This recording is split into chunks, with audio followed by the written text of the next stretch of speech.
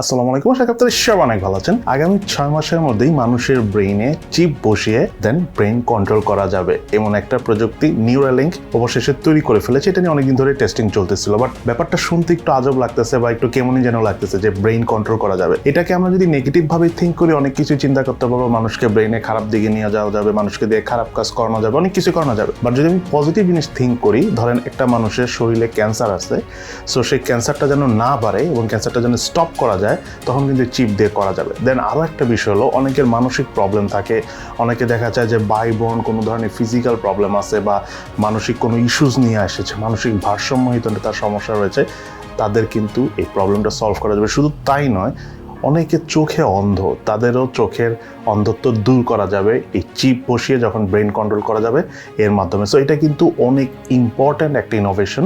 এখনও সম্পূর্ণরূপে 100% আমরা সাকসেসফুল রেজাল্ট পাইনি, তবে বিভিন্ন পশু পাখির উপর এটা ট্রাই করার পর মোটামুটি পজিটিভ রেজাল্ট পাওয়া গিয়েছে। সো মানুষের উপর হয়তো বা বসানো হবে আগামী 6 থেকে 7 মাসের মধ্যে। এটাও কিন্তু ইলন মাস্কের একটা প্রতিষ্ঠান, যদিও ইলন মাস্ক এখানে জাস্ট ফাউন্ডার, মেইনলি ওনার একটা ফ্রেন্ড রয়েছে যিনি হলো মেইন আর কি, উনি বায়োমেডিক্যাল ইঞ্জিনিয়ারে পড়াশোনা করেছে, ওনারই সব কিছু। ইলন মাস্ক হলো ফান্ডিং করেছে আর কি পিছন দিয়ে। যাই হোক, ভেরি ইন্টারেস্টিং বিষয়। আমার মনে হয় এই দুনিয়ায় এটা খুবই প্রয়োজন, কারণ পৃথিবীব্যাপী রোগবালাই যেমন বেড়ে গিয়েছে, তার পাশাপাশি নানা রকম মানসিক প্রবলেম, ডিপ্রেশন, এগুলো কিন্তু ডে বাই ডে মানুষের মধ্যে বেড়ে যাচ্ছে। যদি ব্রেনকে একটু কন্ট্রোল করা যায় তাহলে অনেক ডিপ্রেশনও, মানুষের মাথা যেন ঠান্ডা থাকে, এই জিনিসটা করা যাবে। তবে শুরুর দিকে একটু প্রবলেম হবে, কারণ এটা সম্পূর্ণ নতুন একটা টেকনোলজি। আস্তে আস্তে একটা সময় যে যখন আরও রিফাইন্ড হবে তখন অনেক কমফোর্টেবল হবে, এটা ইউজ করতে পারবে এবং অনেক মানুষের অনেক উপকার হবে। দেন এরপরে টেক নিউজটা হলো, গতকালকে আমি বলেছিলাম যে পুরো পৃথিবী থেকে বেশ অনেক ভিডিও ডিলিট করে যাচ্ছে, তার মধ্যে ইন্ডিয়ায় অনেক ছিল, কত 17-18 লাখের মতো, প্লাস বাংলাদেশেও ইউটিউব ঘোষণা দিয়েছে গত 3 মাসে প্রতিদিনে অ্যারাউন্ড 3000-এর মতো ভিডিও ডিলিট করেছে। শুধু তাই না, অনেক চ্যানেলও বাংলাদেশ থেকে তারা ডিলিট করে দিচ্ছে। ইউটিউব কিন্তু এখন যেটাকে বলে ঝটিকা অভিযানে নেমেছে, মানে অপ্রয়োজনীয়, তারপরে মানে ধর্ম প্লাস দেশ, পলিটিক্যাল নানা রকম ইস্যু নিয়ে যদি কোনো ভিডিও থাকে, এগুলো ধরে ধরে ইউটিউব ডিলিট করে দেবে। শুধু তাই নয়, কপিরাইট রিলেটেড ইস্যুস, দেখা গেল যে কোনো একটা ইম্পর্টেন্ট নিউজ কন্টেন্ট আরেকজন নিউজ করতেছে, যেটা অনেক সেন্সিটিভ ইনফরমেশন রয়েছে, সেই সব ভিডিও সহ ওই চ্যানেলগুলোকে ইউটিউব এখন বন্ধ করে দিচ্ছে। সো একদিকে ভালো, আবার আরেকদিকে খারাপ, কারণ অনেক সময় দেখা যায় এরকম ঝটিকা সফরে অনেক ঝটিকা অভিযানে দেখা যায় যে অনেক ভালো ভালো ভিডিও সামহাও কাটিং ডাউন হয়ে যায়। এদিকে অপ্পো ডিক্লেয়ার করলো যে এই ডিসেম্বর মাসের 15 তারিখের পর থেকেই অপ্পোর বিভিন্ন ডিভাইসে কালারওয়েজ 13 অর্থাৎ অ্যান্ড্রয়েড 13 ভার্সনের আপডেট আসা স্টার্ট করবে। সো যারা আপনারা অ্যাপো ফোন ইউজ করতেছেন, স্পেশালি যারা নতুন ডিভাইস ইউজ করতেছেন, তারা আগামী 1 থেকে 1.5 মাসের মধ্যে হয়তো আপডেট পেয়ে যাবেন। বাট যারা তুলনামূলকভাবে 1 বছর আগে বা পুরাতন ডিভাইস ইউজ করতেছেন, তারা আগামী 6 মাস বা 1 বছরের মধ্যে অ্যান্ড্রয়েড 13 এবং কালারওয়েজ 13 এর আপডেটটা পেয়ে যাবেন। দেন কথা বলবো Xiaomiর one of the most premium smart watch Amazfit Falcon কিনে। ভেরি স্টাইলিশ, অ্যালুমিনিয়াম ফ্রেম, তারপরে স্যাফায়ার বডি রয়েছে, মানে খুবই স্টাইলিশ। গ্লোবাল মার্কেটে লঞ্চ হলো, বাংলাদেশে খুব একটা আসেনি, বাট এই মাসেরই 3 তারিখ অর্থাৎ আগামী পরশুদিন কিন্তু ইন্ডিয়ান মার্কেটে লঞ্চ হবে। সো তারপর আশা করি বাংলাদেশে আসবে। প্রাইসটা একটু বেশি হবে যেহেতু এটা একটা প্রিমিয়াম সেগমেন্টের ওয়াচ, বাট খুবই ভালো লেগেছে আমার কাছে দেখে।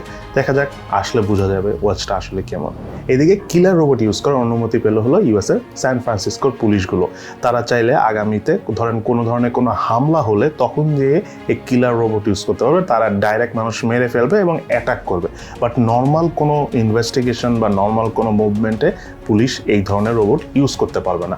সো আগামীতে বোঝা যাচ্ছে যে কোনো প্রকার বড় ধরনের রায়ট হলে পুলিশ হয়তো বা পুলিশ নিজেদের পরিবর্তে এইসব রোবট পাঠিয়ে দিবে। তারা হতে পারে যে আরও ভালোভাবে কাউন্টার অ্যাটাক বা কাউন্টার ব্যাক করতে পারে, যেটা অনেক ইন্টারেস্টিং হবে। বাট আমি মনে করি ওভারঅল আবার খারাপ দিকও আছে। এতে যে বিষয়টা হবে, কেউ প্রোটেস্ট করলে পুলিশ চাইলে তাদের সবারই মেরে ফেলতে পারবে। দেখা যাক এখন কি হয়, কারণ এটা অনেক যে ভালো জিনিস তা কিন্তু না।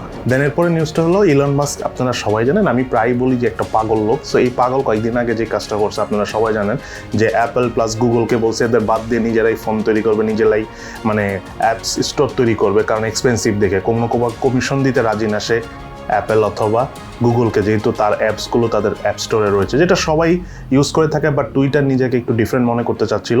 সো ওই অবস্থায় অ্যাপেল থ্রেড দিয়ে দিয়েছে যে তাদের অ্যাপ স্টোর থেকে টুইটার ডিলিট করে দিবে। এটা শোনার সাথে সাথে ইলন মাস্ক, এই পাগলটা আবার নর্মাল পজিশনে চলে এসেছে। এখন সে বলতেছে না একটু ভুল বুঝাবুঝি হয়েছিল, কারণ অ্যাপেলের অ্যাপ স্টোর থেকে যদি টুইটার ডিলিট করে দেওয়া হয়, পুরো পৃথিবীতে এই মুহূর্তে 100 কোটির উপর অ্যাপেল ইউজার রয়েছে।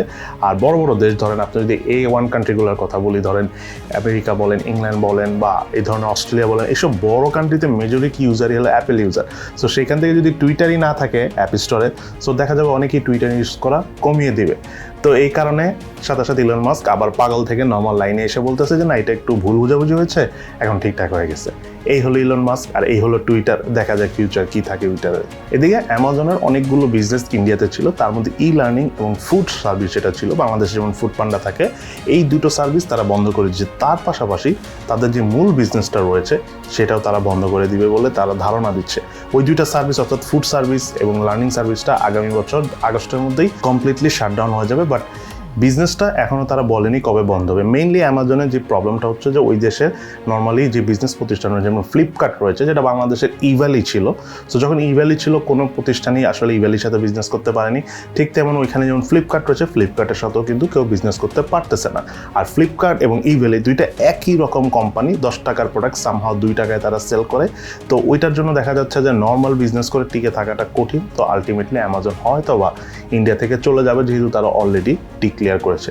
পুরো পৃথিবীব্যাপী এখন অনেকগুলো বিজনেসের নতুন মডেল এসেছে। তার মধ্যে প্রথম এই চায়না জেডি গ্রুপ একটা মডেল এনেছিল, যে মডেলটা ইন্ডিয়ান ফ্লিপকার্টরা ইউজ করেছে, দেন বাংলাদেশের ইভ্যালি ইউজ করেছে। তবে বাংলাদেশের ইভ্যালি ইউজ করতে যায় কিছুটা মিস ইউজ করে ফেলেছে, দ্যাটস আলটিমেটলি তাদের বন্ধ করে দেওয়া ছিল। পরে আবার তারা চালু করেছে। এখন জানি না আদৌ তারা কিছু করতে পারবে কিনা বা করলো কোন পর্যায়ে যেয়ে সেটা করতে পারে। সো এই হলো আমাদের আজকের ভিডিও। সবাই ভালো থাকেন, সুস্থ থাকেন, ইনশাআল্লাহ দেখা হবে ফিউচারে।